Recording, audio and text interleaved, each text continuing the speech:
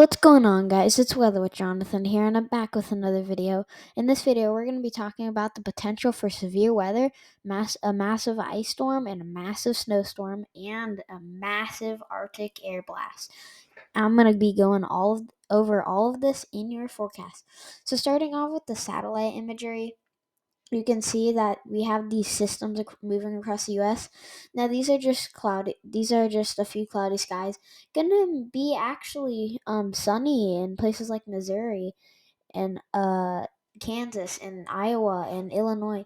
You guys should enjoy that weather because that's not gonna last very long, as another system is gonna come in, and that's actually is why we do have a bunch of winter storm warnings and winter weather advisories and all kinds of that stuff. So you can see there's storm warnings and winter storm watches in Northern California, Oregon, and extend all the way up through northern Washington. Then we also have those winter storm warnings, winter storm watches, and winter weather advisories in Montana, northern Idaho, southeastern Idaho, northeastern Utah, a little tiny portion there of northern Colorado, northeastern Wyoming, South Dakota, northern Nebraska, and a little batch of winter storm watches in Minnesota, Wisconsin, and those winter storm warnings up in North Dakota and in Minnesota. Now these are the snow totals, not from just this storm. This is until March 7th. So this is from all the storms. Um, and I just want to tell you guys, they're gonna see a crazy amount of snow from the current snowstorm.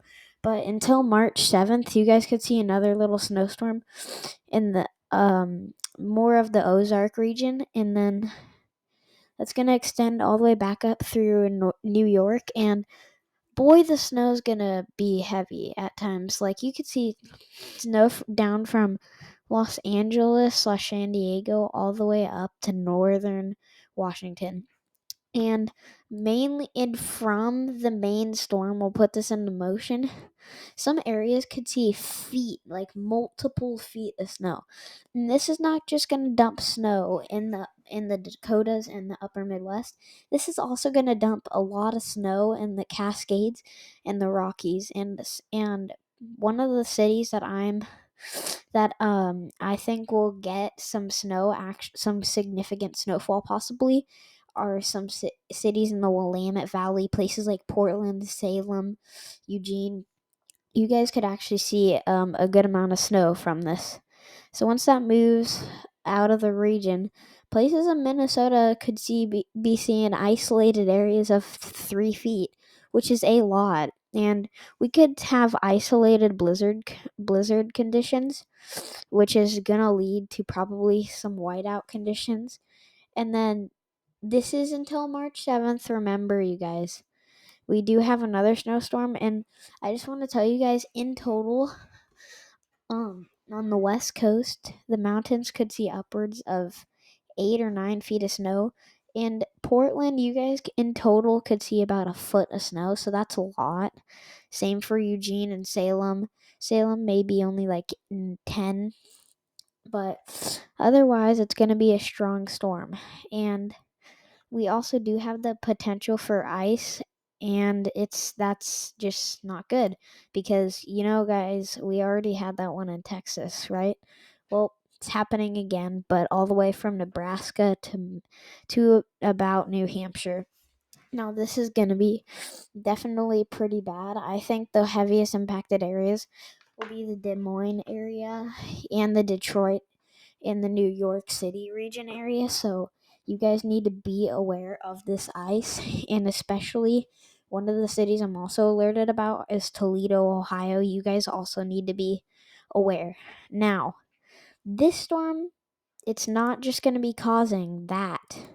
It's going to be causing severe weather. And I just want to tell you before I move on to this, you can actually see that this is going to be an Alberta Clipper. Watch the system come in.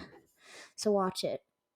You can see right here, the storm is going to be an Alberta Clipper, right? You can see that cold front ranging from about Detroit to about Scottsbluff, Nebraska, and this is going to be an Alberta Clipper, which means that it's going to bring in a lot of cold air.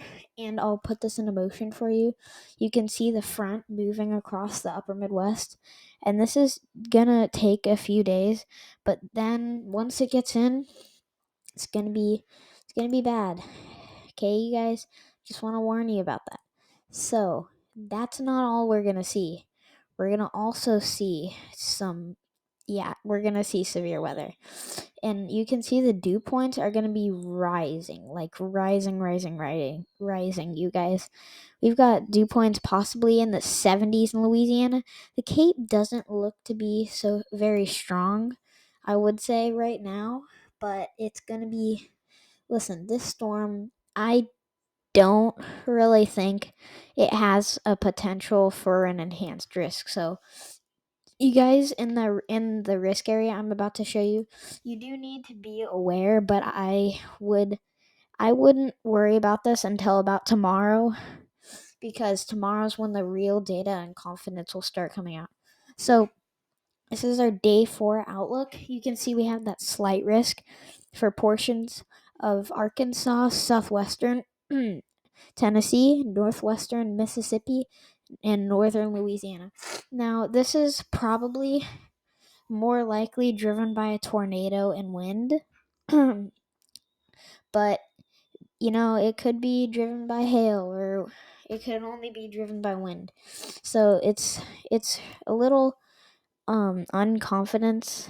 It has a bit of unconfidence. Now, the one thing we do know is that the trough that's bringing this has a lot of wind shear, and this is why I think we'll have a potential for tornadoes, because those winds are going to be roaring in the atmosphere almost at 75 miles an hour. Like, I mean, can you guys imagine that? Like, that is, and the crazy part is that the max it's gonna be at is when the supercells develop and get strong. So you can see if I pull this to right here, it's gonna be strong. So in the southwesterly flow is really strong because we have a little system east of the Bahamas. So that's bringing winds out of the southwest, and then that's what's bringing all of this stuff. I'll show you our trough right now. In the models, you can see it's going to slightly become negatively tilted, so that does have the potential for possibly an enhanced risk. I don't think it really has that potential, but it could, and it could very well be significant. Now, that Arctic air blast, like I just said, it's gonna be big. It's gonna be big because if I pull this into temperature, you can see it's going to be an Alberta Clipper like I just showed you. Watch this temperature plummet. Like, it's going to bring a lot of cold air, like a lot. Places like North Dakota, you isolated areas could see probably about -30, some areas even close to -40. This is going to be very significant. And once that moves out of the way, they're actually going to see really dry weather in the south. And then we do have another system that comes in and goes right back out. And then as we head back into March, it's just going to keep warming up. But that cold air is just going to keep coming down. And I'll put our temperature anomaly on a run right now. And you can see it's just gonna be really annoying with the temperatures, because we're gonna have, first of all, a big warm up, and then that's gonna go right back down because of this cold Arctic air. And on the west coast, you guys are actually gonna see some really cold weather this week. If I put on our CPC outlooks, you can see how bad this is gonna be. Like, it's gonna be very cold in the west coast, and I don't know why it's taking so long to load, but look at this. Cold temperatures in the west coast and also in the northeast. Now, the south and the southeast, you guys are going to be seeing warm temperatures. This is 6 to 10 days out. And then for 8 to 14 day temperature outlooks, that warm shifts a drop to north, but more to the west, and then it does warm up a drop in the west coast and a little bit in the northeast, but otherwise it's gonna be just all over the place. And I'll show you our temperature anomaly run. You can see right here. I'll put this into motion right now. So you can see that big warm up that's going to happen, and watch that cold air just come right out of nowhere, and it is going to bring some very cold temperatures. So I want you guys to be aware of this, because we're going to have very above average temperatures in the East Coast, just like 2011, and it's going to be very cold in the West Coast. And that is actually because the high pressure system is centered too far west over the Pacific Ocean. So that's why. Because if you didn't know how the jet stream works, I'll draw it out right now. The jet stream, it's different. Okay, so you guys, so the high pressure system currently is sitting about right here. The jet stream in the winter is like this, and this is where the warm air is trapped. And then the warm air is trapped over down here, and the cold air is trapped right up here. And that's why we're having below average temperatures on the west coast. I hope you enjoyed this video. It was a good video. I hope you thought it was. And make sure to subscribe, like this video, and share it with your family and friends. And I hope you enjoyed this video. Bye.